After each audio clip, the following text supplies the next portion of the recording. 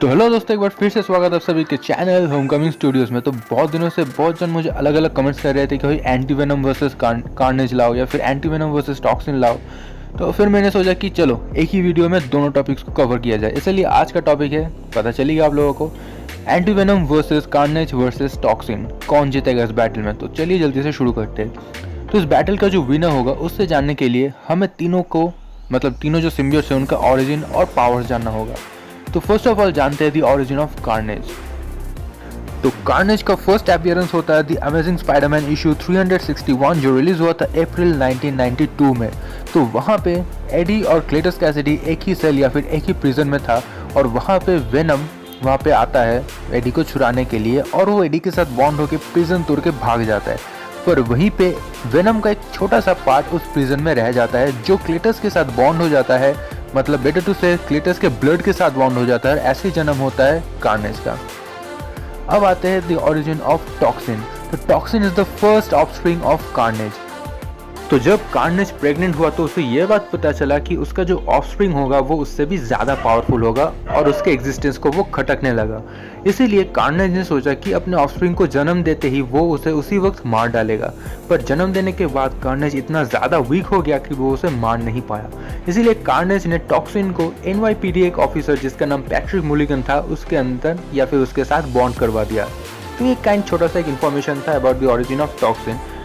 अगर आप इसका वीडियो इन डिटेल जानना चाहते हैं तो मेरा ओरिजिन ऑफ टॉक्सिन का वीडियो डिस्क्रिप्शन में उसे देख लीजिए, ठीक है।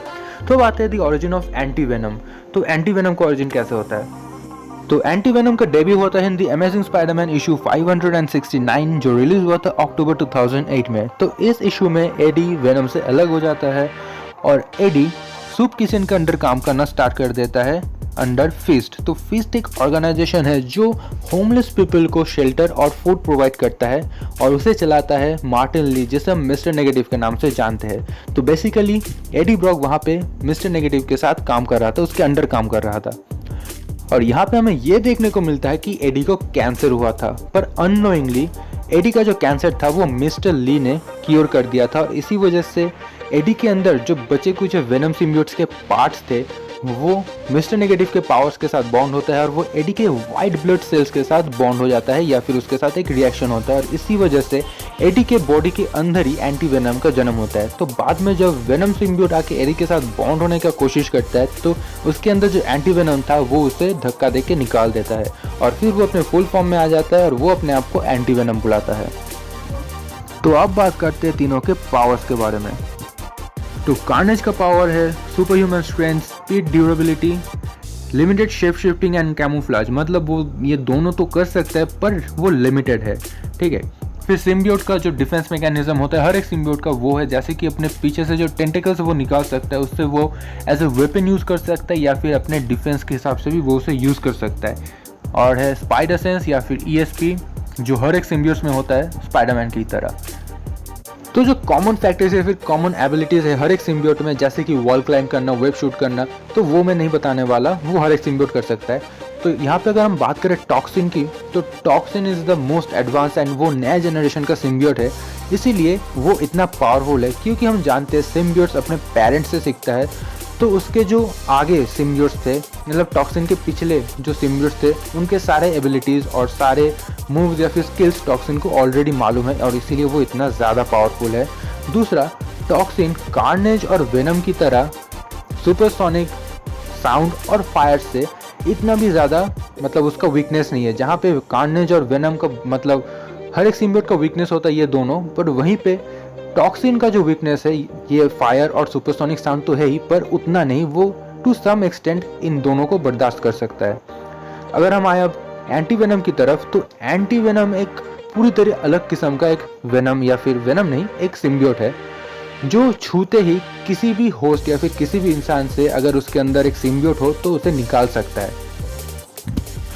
और एंटी वेनम जैसा कि मैंने बताया किसी भी टाइप के सिम्बियोट्स अगर किसी इंसान को कब्जा करके बैठा है तो जस्ट उसको छूते ही वो उस इंसान को सिम्बियोट से अलग कर सकता है और वो ह्यूमन शरीर के अंदर किसी भी टाइप के डिजीज़ या फिर किसी भी टाइप के इलनेस को क्योर कर सकता है। और जो यहाँ पे एक्स फैक्टर या फिर जो यहाँ पे मतलब एंटी वेनम को एक एडवांटेज देता है वो ये है कि बाकी सिम्बियोट्स की तरह या फिर टॉक्सिन की तरह सुपरसोनिक साउंड या फिर हीट या फिर फायर से एंटीवेनम को कुछ फर्क नहीं पड़ता, क्योंकि वो इसका वीकनेस नहीं है। एंटीवेनम का जो वीकनेस है वो है मिस्टर नेगेटिव का पावर्स या फिर खुद मिस्टर नेगेटिव।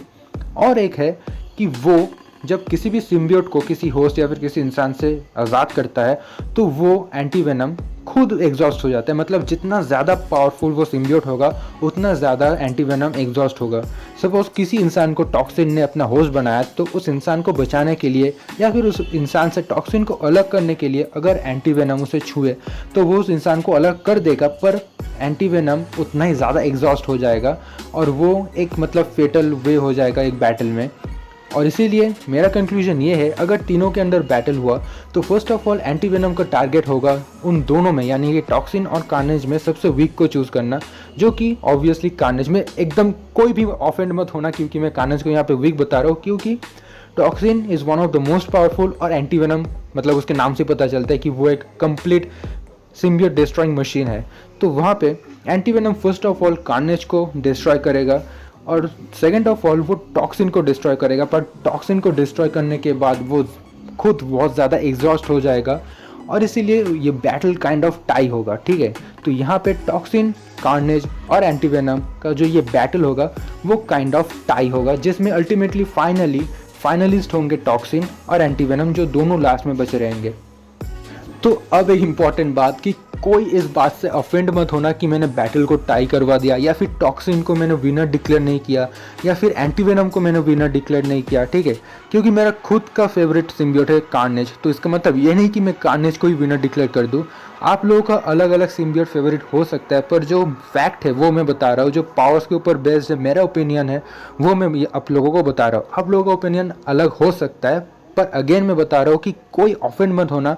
मैं किसी भी सिम्बियोट को, किसी भी कैरेक्टर को जब बैटल एनालिसिस करता हूँ किसी को छोटा नहीं करता या फिर किसी को कमज़ोर नहीं दिखाता। जो मुझे लगता है पढ़ के, कॉमिक्स पढ़ के या फिर बाकी जगह से देख के, वो मैं आप लोगों को बताता हूँ। तो अगेन ऑफेंड मत होना क्योंकि मैंने टॉक्सिन को विनर नहीं किया, एंटीवेनम को विनर नहीं किया, कार्नेज को विनर नहीं किया। जो फैक्ट है वही मैंने बताया। ठीक है, तो ये था इन तीनों का बैटल एनालिसिस, जो कि होगा एक टाई। तो होप आप सभी को वीडियो अच्छा लगा तो like, comment, share and subscribe जरूर करना और ऐसे ही आइडियाज़ देते जाना मुझे इन फ्यूचर। तो चलिए मिलते हैं नेक्स्ट वीडियो में, तब तक के लिए बाय बाय दोस्तों।